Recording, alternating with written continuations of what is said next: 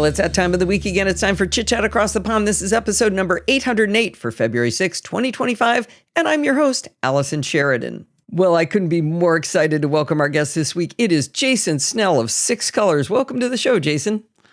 It's good to be here. Finally, I'm on a podcast. Hooray. No one ever asks, right? Well, if you've been on the internet before and you've heard of a little fruit company called Apple, then you've probably seen Jason's famous Six Colors charts on Apple's earnings calls.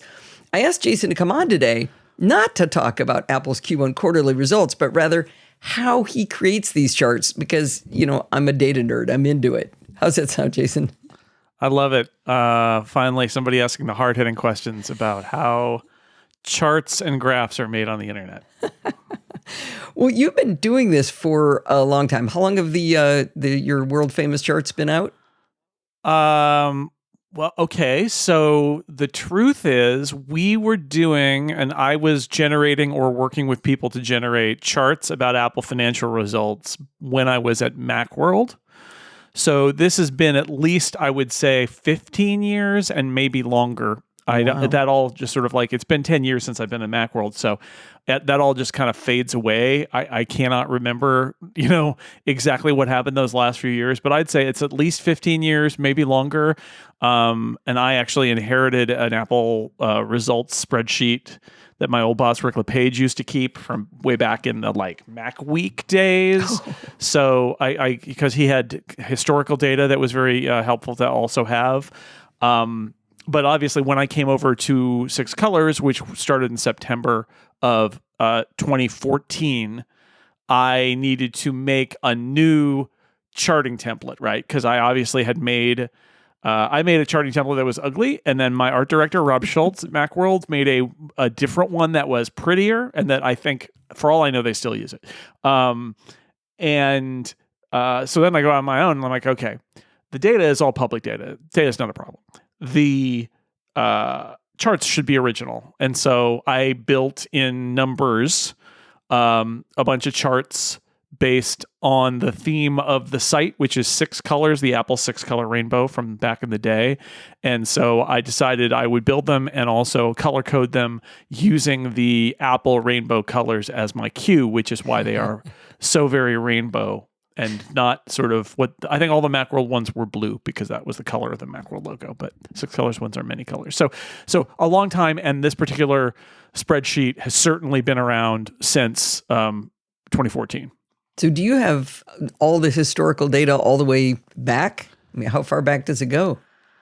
At this point, I have a separate spreadsheet called historical data that has a lot of it is annual, not quarterly, and they've changed a bunch of stuff, including their accounting. So you can't. It's not really useful to compare across all that distance. I'm just looking now. My spreadsheet now goes back to Q1 of 2011. So that's 14 years of quarterly data in my spreadsheet. But you show the last 5 rolling quarters, right? Or years. Last 4 of quarters. I show a smaller section of years. How many is that actually? It's 5, right? I think you're right. I think it's 5. Yeah. Counting because it starts in Q right now. It shows Q2 2020 to Q1 2025. Yeah. Okay. So that's it. Yeah, and I just slide that number. I don't, because I could have them all the way back to 2011, and it's not. I sometimes will card out the historical data, but mostly I'm trying to sort of say, what's been happening in the last 5 years. That's great. That's kind of that's a little bit of an artsy fartsy decision, right? Because you could be, I have all the data. I've got to show all the data, and then it doesn't look like information anymore. The problem with charts and graphs is that there is an artsy fartsy element to it, as you just said. And there is also a numbers nerd element to it. And they are sometimes in agreement and they are sometimes in deep conflict because let me tell you, when I started doing these charts, I heard from a lot of people who were asking me for why is it like this? You should do it like this. Some of those people were friendly. Some of those people were not friendly. I do know some people who are very good at and think a lot about charts, like Kieran Healy, who's a professor at Duke, who's a statistics professor, and he has he has consulted with me a little bit about some of this. Dr. Drang, who is a pseudonym for a gentleman who is an engineer, did a lot of graphs and charts and still does in retirement. And he and I talked about what my charts would be. And I guess everybody else who complained is more or less tired of it. So they've stopped. But I did have to progress it. And I want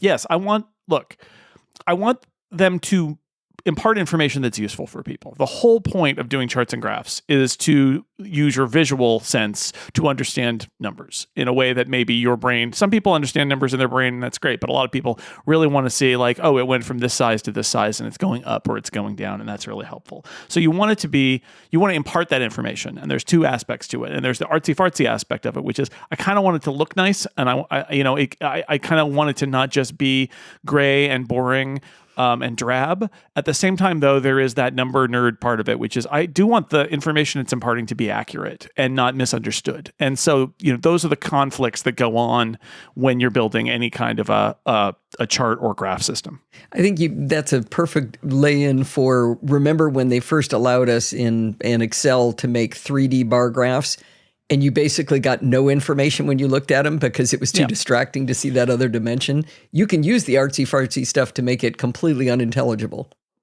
Yeah, absolutely, right? Because you can render those bars and then pivot it in 3D space, and now you can no longer tell the relative size of the different bars. Or the one I liked is, and it's too bad because it made some brilliant charts, but they had a way to do these charts where you're like kind of like they were like lines but with fill under them, so they're like you're building little mountains, and you could have a bigger one and a smaller one, so the one behind it was very clever looking because you could basically see like here's a smaller set and here's a bigger set, and they overlap, but it's okay because the one behind it is bigger.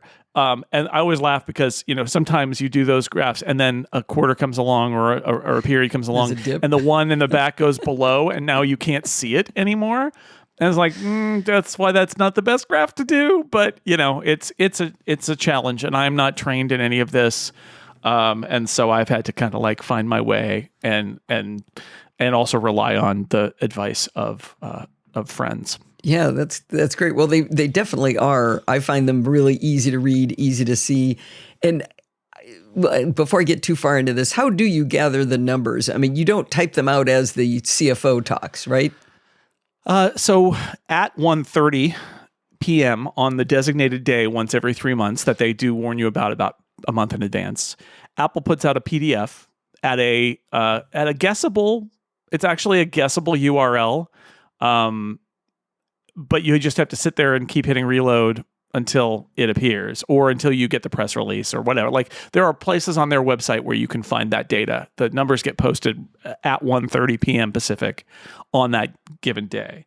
I have written some scripts, some shortcuts that try to pull the numbers out of the PDF, but the PDF layout does change over time. So I try that, and I need to do it again because it failed this time. I try to do this thing where I can right-click on the PDF and say, put this on the clipboard, and it just puts it on the clipboard, and I paste it into my spreadsheet. Half the time that works. The other half of the time, I just put I open the PDF in preview on the left side, and I have numbers on the right side, or maybe it's the other way around, and I will just input the numbers in. Oh, you look at them. You won't copy, paste, copy, paste, copy, paste? You can't. I mean, you could. I find it more, because time is of the essence there. I definitely feel the time pressure.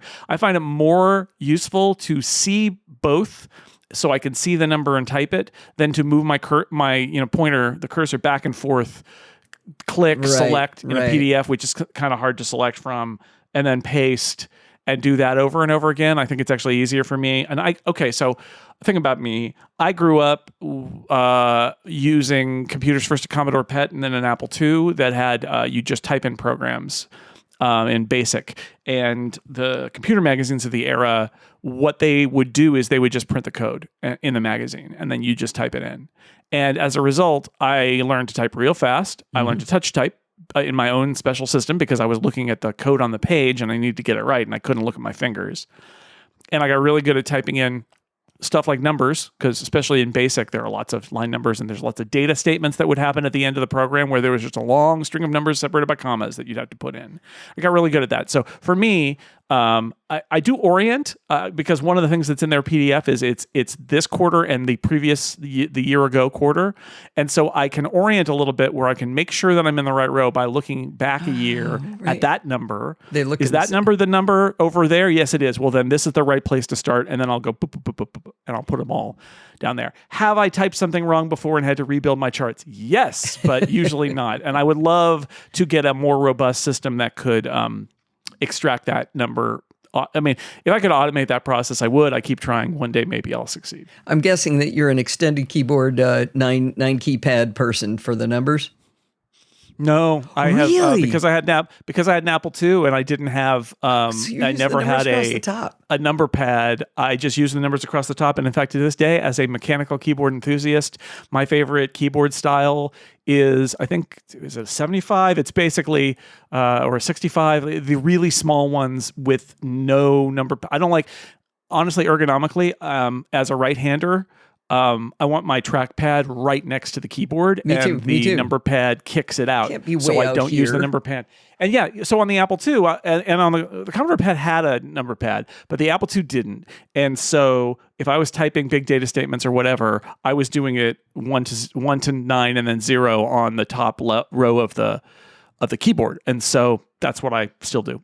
Out of everything you're going to tell me today, I think that's going to be the most impressive thing. My mother was a touch typist, and on a IBM Selectric typewriter, the one with the little ball, she could type 96 words a minute. And I asked her once, I said, "How did you learn to do the numbers?" She goes, "Oh, I can't do the numbers." Yeah, the numbers are hard. It's true. We had that. My dad's office had an IBM Selectric with the ball, and if you wanted to do italics, you could take the Roman ball off and put the italic ball. Oh yeah, then you type italics, and then you take it off, and it was. She was so excited when that came out because the regular one with the little arms that went up and down, it was too slow for her. She would jam it up. She couldn't type as fast. When the Selectric came out, man, that was downtown. I'm trying to remember what I was watching a TV show. Just saw a Selectric typewriter. In the trailer, they were showing one typing. It was in Colombo. It was in Colombo. That's what it was. Back a little ways. So anyway, that's why I if you video my hands, you'll see that I am not using any typing system known to humankind. I literally just made it up as I went along, but I type up like 120, 130 words a minute. Holy cannoli. I taught myself to type when I had the Hong Kong flu and pneumonia at the same time, and I took my mother's 1945 typing book and taught myself to type. So I do it the proper way. How do you feel about the shift lock? Caps lock? Caps lock, yeah, sorry. I use it ironically only, but I do use it. I don't remap it to something. I use it if I want to, make a joke or something that's in all caps. I mean, if you type NASA, cap it on. You would use it for I'll NASA, just hold the shift key down for that. Yeah. Wow. That's not enough. It needs to be like a whole sentence of caps before I will turn the caps lock on. Wow. Now, I'm a big believer in the caps lock, and these people that remap the caps key, that I just think that's, I don't know, that's heresy. I have a big problem with that. But that's okay. There's all kinds in this world. So now you've got the data in. Let's go back to when you first started out on, start with 6 colors would be a good place to start. And by the way, congratulations on a decade on your own. That's fantastic. That's really great. Thank you. It's been great. Know whether it would work, and it worked. Who would have known? Yeah. You and Tom Merritt, it all works out. So my question is, when you first started doing this, how did you create the graphs? So you've typed in all the numbers. Now what? Yeah, so I've got the data sheet. So I chose to use numbers and not Excel. I had at that time you could use Excel, you could use numbers, you could use Google Sheets. And although Excel's charting has actually gotten better in the intervening decade, I still don't think it looks great, but it looks better. Numbers made great charts. I don't love numbers as a spreadsheet. In fact, I did stop paying for Office 365 last year. And every now and then we hit something where my wife would be like, "What do I do with this?" I'm like, "You got to open it in Pages. Sorry, we don't have Word anymore." And it's a little bit weird, but I just thought, I don't think I need that money. And the moment was that for me was that Excel didn't feel like home to me anymore. It used to be that whenever I had a default sort of like anything, I would just do it in Excel with tabular data, and then get it out into BB Edit or whatever, but I'd start in Excel. And I realized that my default is now Google Sheets or sometimes numbers, and it's never Excel. So I I'm not a huge numbers fan, although I use it some, and I use Google Sheets a lot. But numbers makes beautiful charts. I mean, that's the bottom line is that numbers, for whatever reason, Apple really focused on building flexible, pretty charting. I think part of it is that Excel, given, and this is old computer history again, but given Excel's legacy as a, it came from the Mac, but it came in a very early era. It is a grid. That's the whole premise, right? You open an Excel file and it's a grid. And you open a numbers file and it's a canvas with a grid on it. That's disturbing. And you can have like multiple grids of data on one tab of a numbers file. It's a very different paradigm. And it's weird. It is weird. But one of the things that means is that it's very easy. From the beginning, it was built to be a canvas on which there could be data and on which there could be pretty images from the data. And so I think that is probably part of the source of numbers being something that was designed to generate nicer charts than Excel would. It's ironic to me that numbers is very good at making pretty charts, but I find numbers very difficult to format that tabular data. I've got I was just fighting with it yesterday where I wanted a dark black border around these 4 cells, these 4 cells, these 4 cells. And I couldn't do that in one fell swoop. I had to select 4 cells, give me the dark border, select these 4 cells. I couldn't command select either and do that. It would grab the whole thing. I've gotten better with numbers over the years. It is still odd. It's better than it was.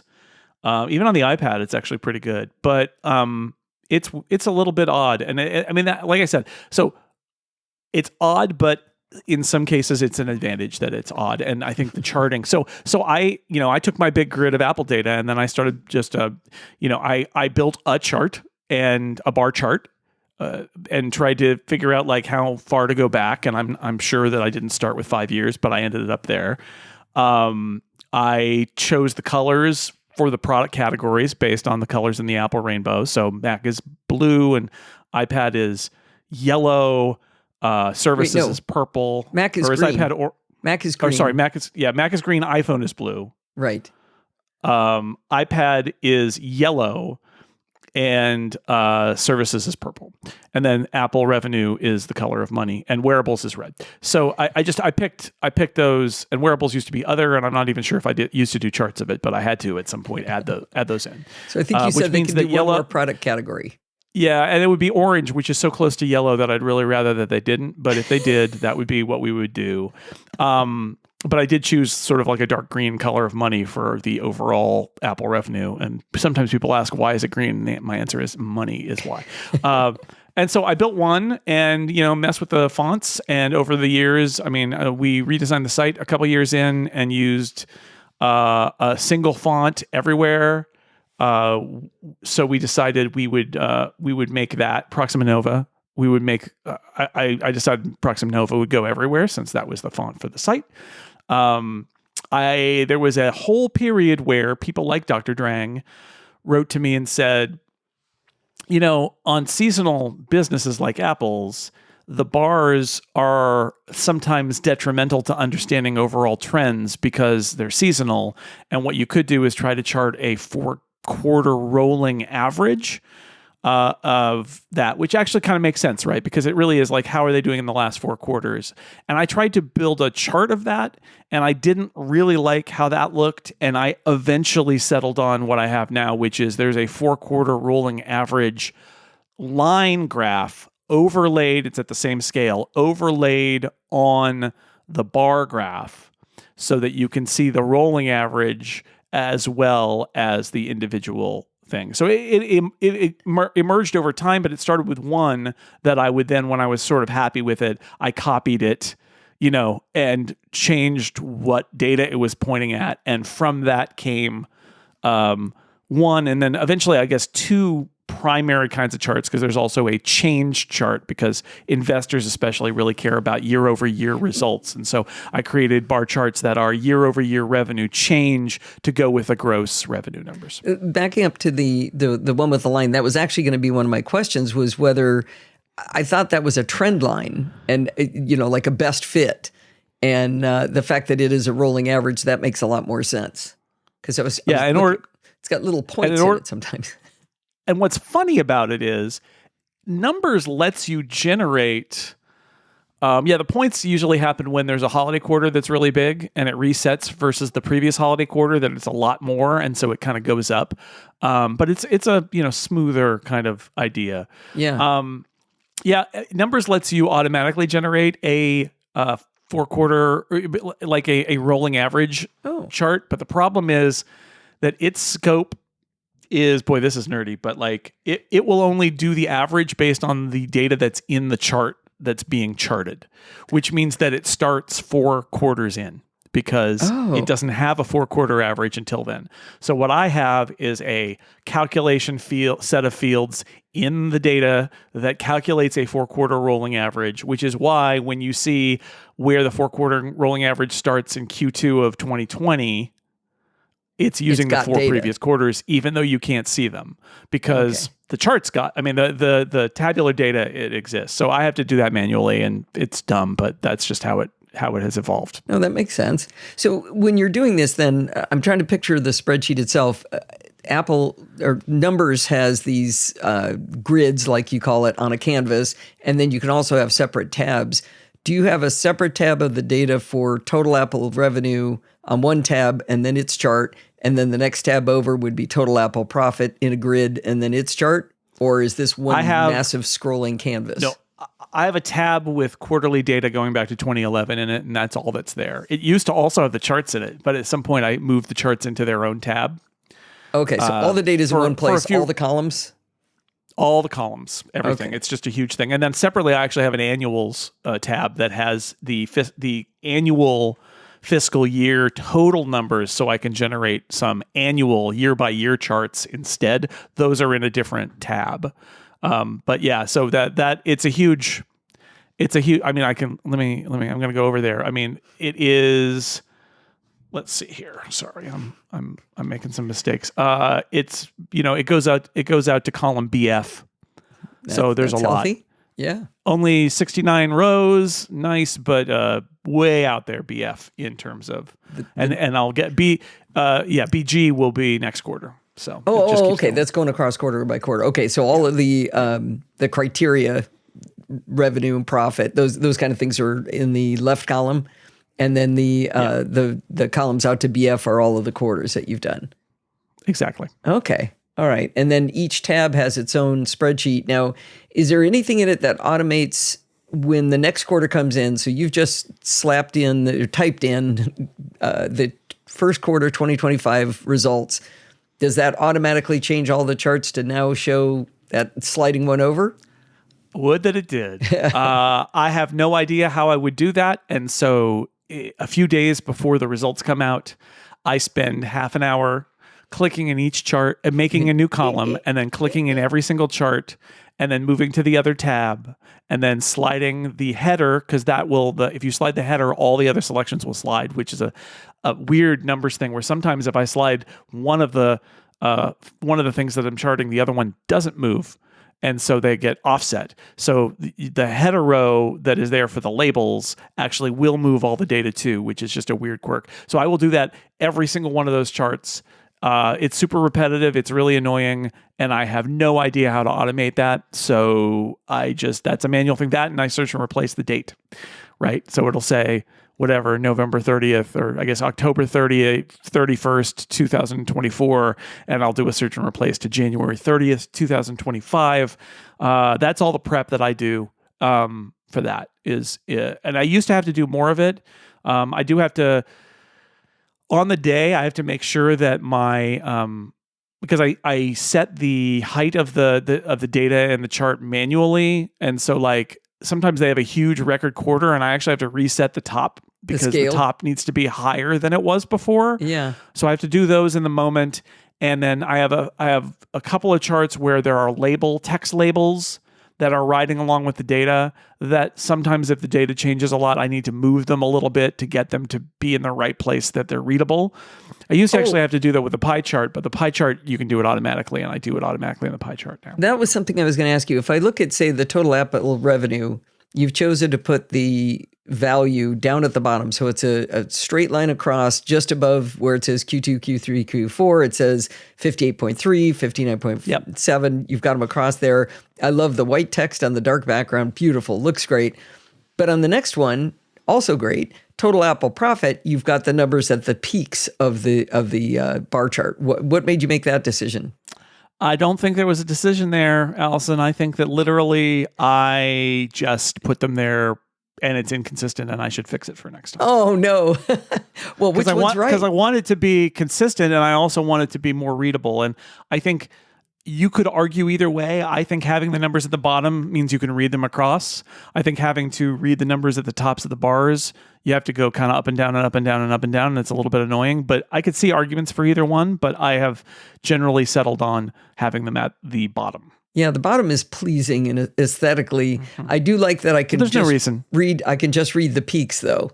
That's kind of a neat feature on that particular chart. But yes, I do expect that to be fixed by the next time. I'm on it. You're actually making a note on it, aren't you? I'm doing it right now. I want my own version. So let's see. You also had to make decisions on where it's white text versus black text, like year over year total revenue change. You were starting to talk about that one. And I think that's a really valuable chart because just looking at the revenue numbers, it's just sort of like numbers all over the place, these peaks and valleys and quarter to quarter. But when you look at the revenue change, that has a lot of information because you can see when it's down and when it's up. Yeah. Yeah, it's an important thing in financial terms to see the change over time because you could end up seeing, I know, and then we're talking about derivatives basically, but it's like... When you said derivatives, I was so happy. I was listening to you and Dan talking about when you said derivatives to explain what a derivative is to people who didn't study calculus. I took a year of college calculus in 1988, 89, so I've forgotten it all. But derivatives, the idea there is that you're measuring the change and the change over time. The rate of change, yeah. And it is exactly. So in other words, when financial types will say things like Apple is like, let's say services revenue is slowing. What they usually mean is that the rate of growth of services revenue is slowing. And so if you look at the services chart, the purple chart, it is almost always up. And you would say, wow, that's a great business. It's going great. But if you look at the year over year services revenue change, you will see that they used to go up 24, 27, 33, 26% per quarter year over year change. And then they went down to 12, 5, 6, 5, 8. So still growing, but the rate of change of the growth is slowing down. The rate of change of growth is slowing down. And that is, right? So the growth is still happening. It's just growing slower. And it's very important for Wall Street people. And I think that it frustrates a lot of people who don't think about it that way. But that's basically it. So you can you can make mistakes when you're trying to communicate this stuff where you start talking about down. And what you mean is that the growth is down, but the thing is still up. It's just not up by as much as you thought. And sometimes that can get frustrating for people who don't. Because what I do in a lot of my coverage is I don't own Apple stock. It's not, I read about Apple. I can't own my Apple stock. That's my own policy. That was my employer's policy before that. I've never owned Apple stock. It might be in a mutual fund or something, but you don't buy it. It might be somewhere, but if it is, I don't know about it. Mm-hmm. And so I don't view the world that way. I really cover Apple to business stuff to think about the shape of Apple's business and why they make the decisions they make. If you're viewing it from the perspective of an investor, you have a completely different view of it. And that's fine. And I try to explain both to people. But that's why a lot of people who are really excited about Apple and Apple products will see like a record report come out of earnings and the stock will go down and they'll be like, why did they do that? That's so stupid. And it's like, well, I can tell you why. It's because in the call and in the release, they did a projection of what their results are going to be next quarter. And it was less than the people who bought the stock thought it would be. And so the stock went down a little bit. That's it. It's a different kind of worldview. And the numbers, the revenue chart and the revenue change chart sort of reflect it. Also, I think it can be useful. I mean, right now we're talking a lot about Apple. Mark Gurman at Bloomberg has been reporting a lot about Apple trying to push into new areas in the wearables, home, and accessory space, specifically in smart home, and building new home products. And I think one of the ways you can understand why that would be the case is if you look at the year-over-year wearables revenue change, wearables, home, and accessories. Because it slowed down. For years, it was growing. For years, it was going double digits up, and then it was going single digits, and then it was all of a sudden it was actually going down by a little bit. And that's the kind of thing that you look at and say, oh, somebody at Apple is like, why are we not growing in that category anymore? And again, all those numbers that are down, they're still making a huge amount of money, right? It's still a huge amount of their business. It's bigger than the Mac or the iPad, in fact. Jeez. But yeah, it's almost $12 billion. But it has not grown in 2 years. And so if you are thinking about that, that's the thing that is the red alert flashing, saying, my guess is when they started hitting those down 8, down 1, up 2, down 3 kind of era, they're like, we got to do something here. And just, more AirPods isn't it, and the Vision Pro is not it. So, maybe the home category is a place we can, and I imagine that is one of the big motivators in them doing that. Now you switched, in this case, you do the numbers, the percentages at the tops and bottoms. There's no way you could put it across the axis. This one makes sense. I don't think it would be readable. Yeah. Yeah. So that's the idea there is just, I wanted it somewhere. So it's outside the bars and the span of the chart leaves enough white space at the top and the bottom so that it can be readable in that scenario. And, this is it brings up one of the other, issues of charting, which is what do you show? Like, bad charts don't show all the data at the bottom. And so you end up in a scenario where if you take a chart, like I've got let's say, I take any of these. If we take the iPad revenue chart, and instead of having the bottom of the bar be 0, the bottom of the bar is 4.5 billion. Then you've got a chart that looks like some quarters Apple didn't sell any iPads, which is not true. And it looks like any rate of change suddenly gets magnified where it's like, oh my God, they doubled. And it's like, well, they didn't double. They went up 1 billion, but you didn't see the other 5 billion below the waterline. And so there are a lot of misleading charts you could do that way. So sometimes, like the scale of my charts is not the same, but they all do start at 0. And that's why, is because you really just need to see the entire context of that number. Similarly, I want to position the revenue change charts in a way that is understandable. I would love if it would let me sort of like even draw a line at 0, but mostly you can see that it's 0 is where the bars either go up or they go down. And then I try to position that where there's enough white space that you can see the words top or bottom, and you can see again, that's one of those cases where I need to manually position the bottom of the chart so that you can see how far down it goes. For like, there was a 21% down iPhone and there was a 34% down Mac, and I need those to fit in the chart. So I just adjust those as we go. I hadn't thought about this white space you put in. You put in some of them have white space, but not all of them. Like wearables is showing a lot of white space above. Is that just because the numbers are fairly tight to the line, whereas in some of the other ones it's way up? Yeah. And honestly, the wearables numbers were probably larger 6 years ago and 7 years ago, and I calibrated it then, and I'm gonna leave it until I need to change it again. Well, yeah, because that home category is going to go through the roof. I mean, you never know. So, but these are honestly, a lot of these answers are I don't sit and rethink every single chart every single time. If it's working, I kind of let it go and I don't worry about it. And that because it is a manual process, that's sort of it happens organically. Let's say that. Yeah, I think that makes sense. I mean, unless it starts to misrepresent the information, I wouldn't think you'd need to change it. Now, let's talk about one of my favorite chart styles that can be really confusing if done poorly, and that's serape charts, where you add up a bunch of different things together and it always goes to 100%. So as one goes up and down, it looks like a serape. It's a Mexican piece of clothing that's got a design, I should say. And so you've got iPad across the bottom, then Mac, then wearable services and iPhone. Now, I'm guessing that there was a decision in what order those go in, because if you start with the most volatile one, then the information on all the other bands is harder to see. Yeah, that's it. The truth is services is not volatile, and I should probably put it at the bottom. But it's also the second. It's also the second largest, which makes me want to kind of leave it where it is, because what I'm trying to convey with this chart is mostly what are the ones with the most color, because that's giving you to come back to the fact that my charts are at different scales. If I charted every revenue source on the same scale, most of them would be unreadable because of the iPhone. Right. And once a year, I do a chart in the annuals. At the very bottom, I do all my annual charts. Once a year, I do a chart of all of Apple's revenue lines on the same scale.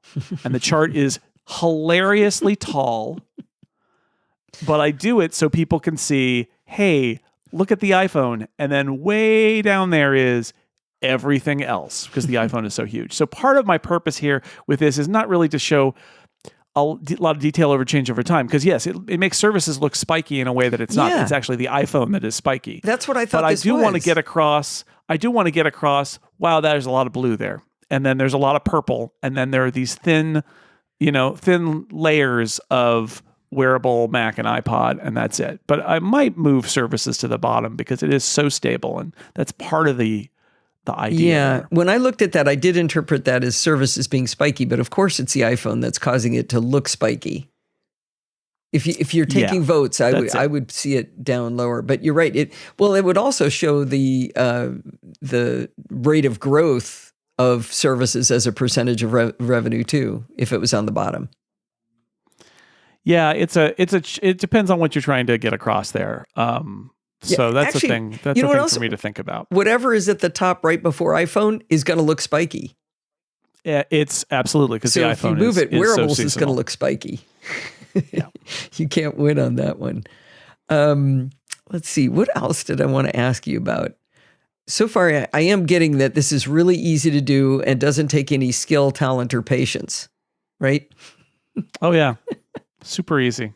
Oh, no problem. I did love that you referred to the Serape chart. You called it a parfait. That might be an even better name with the colors that you've chosen. Sure. I mean, it's layers. That's what we're doing here. We're just making layers. It's all layers. Well, one of the things I really liked, you've probably always done this, but I made sure to watch in Jason's post about the revenue for Q1 2025. He's got a video of him and Dan Morin discussing the charts, and that's the real value. I could follow a lot of it in the charts, but when I hear you talk about it, that's when I can find out, like, to me, and I said I wasn't going to talk about the current information, but the gross margin change from 5 years ago at 38.4% to 46.9%. Yeah. That's something that comes out in the chart if you look at the numbers, but I almost think like a big red arrow going, holy cannoli, right there. Yeah, and I thought about actually making that a stack, which I don't have as a style, because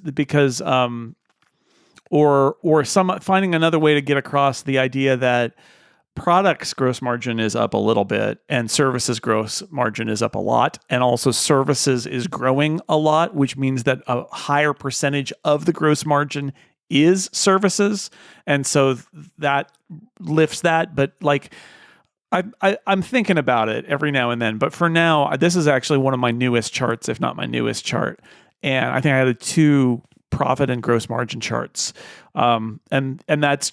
It's an interesting thing to track, which is just, what's Apple's profit margin, and it's enormous. I mean, the company is almost making 50% profit on everything it does, and it's actually what it is it's more like 30-something% profit on its products and some ludicrous 70% or whatever on 80% on its services. It's a huge number. So yeah, I try to think about things that could be visualized that are in the data that I can get out, and every now and then I try something, and a lot of times it never sees the light of day because it's not anything worth anything. But and like I said, this is one I'm actually grappling with, because I realize that this chart is misleading in the sense that it could imply that all Apple's margins are up a lot, and that, like I said earlier, it's more complicated because it's mostly driven by the services margins. So I need to find a way to visualize that and present that in a different way. Yeah, I think one of the challenges is you're working with a company that changes the rules. I mean, first of all, let's just say 38% profit margin on product is banana pants. That's incredibly good. But knowing that services has gone up into the 70% kind of range is also, changing the rules. Because when you started doing this, services wasn't a big thing, right? So now all of a sudden the graph has to exist that didn't need to exist back then. A lot of things have changed. In fact, I wrote, there's a chart that I now generate because I wrote an article, I think 3 months ago, might have been 6 months ago, when one of these things happened, and it got some pickup. It was kind of interesting. And I approached it in a very kind of calm, analytical way. I knew that some people were going to freak out about it because that's the internet. But all I was observing is that one of these quarters, Apple's profits will derive more from services than products. And my question was, at what point does this change, if it does, change how we perceive Apple as a company, if they are actually making more profit from services than from the products they sell? Now, there's a lot of complicated thoughts there about the fact that the truth is the services revenue, you could pretend that it's unhinged from the products, but it's not true. Every bit of services revenue is coming from somebody who's bought and uses, at least one and maybe multiple Apple products. So it's really not like that. But still, I was thinking about it. And so I made a chart. I actually charted out profit over product and services to see if I could see what it was looking like. And the answer is, on those big spiky iPhone holiday quarters, it's nowhere near. But in the third quarter of last year, third fiscal quarter, when I wrote this article, that's when it was, they came really close together. Wow. And I have this chart now so that I can observe when that, if it ever crosses over, the total profit coming from services instead of product. One of my favorite things. So sometimes I chart because I'm thinking about it. I did. There was a period in there where I challenged myself, and for about a year, I did a chart every week of something. I called it Fun with Charts. I would sit down on a Friday afternoon, and I would think, what chart am I going to make? And some of them were good, and some of them were super dumb. But it was an interesting exercise to do that. That is really fun. I think that's why I know you're my people, because to me, working in a spreadsheet and charting things to some extent gives you information that you don't see when you just look at the numbers. I got to ask you, are you a pivot table fan? No, and in fact, I'm not. I am not a data wonk at all. And I don't feel truly comfortable in a spreadsheet. I know how to drive them, but I am one of those people for whom staring at the numbers does not impart information. And so I feel like it is necessary to find ways to visualize it so that people can understand what is going on. But that's how I approach it. I look at that in the same vein, but the pivot table gets me to a spot where I can then chart it and see what it means. So for example, I was playing with, there's some data available from the US government where you can download everything there is to know about everything about electric vehicles, like charging stations for, like, what are they for? Light duty trucks? Are they for buses? Are they for what kind of vehicles? What companies have which chargers? How many? It's this massive data set. So if you download it, you can't learn anything. But if you do a pivot table on it, you can say, okay, what if I restricted it by this and this and this? Could I get a data set that then now I could graph it and see what it means? I take the top 10 in this category and then make a graph of that, and then I could see what it means. For me, it helps when there's too much information to be able to make a good chart, and that's where it kind of jumps out. So I think pivot tables are the bomb. All right, yeah. So they haven't. I view it all much more utilitarian, where if I find a need for it, I'll learn how to do it. But otherwise, I'm just going to I'm a very two-dimensional table person. Okay, well, if you ever get to that point, you could definitely call me. I'll teach you how to do Now it. I know somebody who loves them. They're super fun. Well, I got to say, your 6 colors charts are a international treasure. And if people wanted to learn more about them, they would go to sixcolors.com. I'll have a link in the show notes directly to the latest ones with the video with Dan Moore. And is there anything else you'd want people to know, follow you online, anything like that, or just read everything you write? Yeah, I mean, that's great. Sixcolors.com links to everything I want. There is one thing that we have not talked about that I'm going to mention because it was a lot of work and we've gotten to the end, and I feel like I need to mention the final method by which this gets on the website. Oh, yeah. Because Allison, when we left this, I have a tab in Numbers full of charts. And yet, somehow, on my website, there are charts as images in a web page. Oh boy. I used to take a screenshot of every single chart and then name them and then upload them by hand via FTP to my website. And then generate the HTML with the image tag. I don't do that anymore. So what I did was there's not a lot you can automate really well in Numbers, but you can, one of the things you can do is tell it to print a PDF. And so I actually have a script. There's an Apple script version and there is a shortcuts version that works fine too. It tells Numbers to output a PDF of the document. Each tab on its own page. It deletes all the other pages that aren't the page with the charts on it.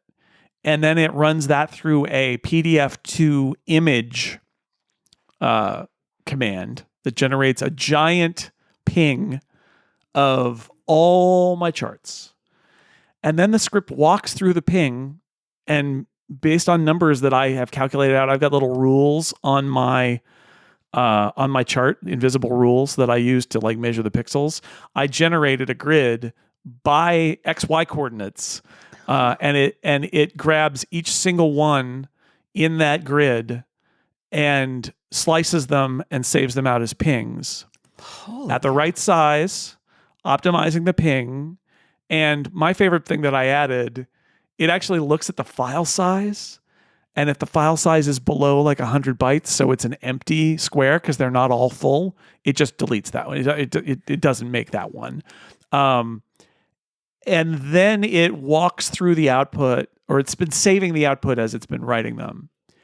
And then it uses those file names that it's generating to generate a blob of HTML code, which has like the figure tag and the image tag. So what I use on 6 colors, and actually based on the location, because I know that now, it puts alt text in saying what chart that is. And so what happens is when I get all my charts in good shape, I double click on this automator action on my Mac or a shortcut on my iPad, but only when I'm traveling am I doing that. I'm using this automator action, and it's called Apple Charts Export and Upload. The reason it's called that is I can never remember the name of it, and I always type Apple, so Apple is the first thing. And it runs it. It does all of that. It sections them all off. It spews them all out onto my desktop, and then it FTPs them, or now it uploads them via a web XML interface to WordPress, which is what I use now, and puts the result on the clipboard, and then it beeps. And then I put it in my post. So, and if there's a problem and I need to do it again, I also have a version called Apple Charts Export Only that will just spew new versions onto my desktop, and I can upload those manually to fix a typo or something that I did wrong. So that took a long time to build, but let me tell you, I probably built that like 8 years ago. It's paid off. It is really paid off. So I wish there was a better way. That's the other thing I will leave you with is I've thought about using other systems to build these charts, and the problem is I would have to rebuild everything. And I got to be honest, most of their websites that'll do it, I don't like the output. I'm not happy with the output. I think that there are lots of different, I could build a Python script that would generate charts. They would not look as nice. Or if they would, I have not seen charts from those kinds of outputs that looked good enough to replace the charts that Numbers gives me. And so I would love to automate this even more, but I'm in a pretty good place where it's only a few things that I have to do by hand. And so just anyway, that's the the piece de resistance of the entire thing is I have a script that sections it all out and posts it, so I don't have to do taking screenshots, because taking like 20 screenshots when you feel like you're under the gun, and it's and they're never the same size, and they're just that exactly, unless you get the marquee right. They're all a little bit too tall or a little bit too wide, and then they go in a column and they're resized, and they're not. All that is done for me now. I sat down one day and I output that image and then I counted the pixels. But now it just, and in fact, if you looked at my numbers file, it's got horizontal and vertical rules. Those are the slices. I know that those are where the slices are. So if I make a new one, I make sure it's positioned. And in fact, one of my little areas, there's an orange rectangle. And the orange rectangle is literally something I created 8 years ago or whenever I did this to say, this is how big a chart should be. It's literally just a placeholder of like, this is what the chart size is for all my scripts and everything. So anyway, that's the non-charting yet super relevant part of this. Is if I didn't have that script, I'd be real sad. I'm really sad that I didn't think to ask that question. That is the obvious question. That is super nerdy. Now, how do you feel about sharing the contents of that script to put you on the? I may have written about it at Six Colors. I would have to go look, but I would bet you that I have. Because I'm sure, as proud of it as you are, you would have written it up to go, look what I figured out. I try to do that when I do user scripting stuff on my website.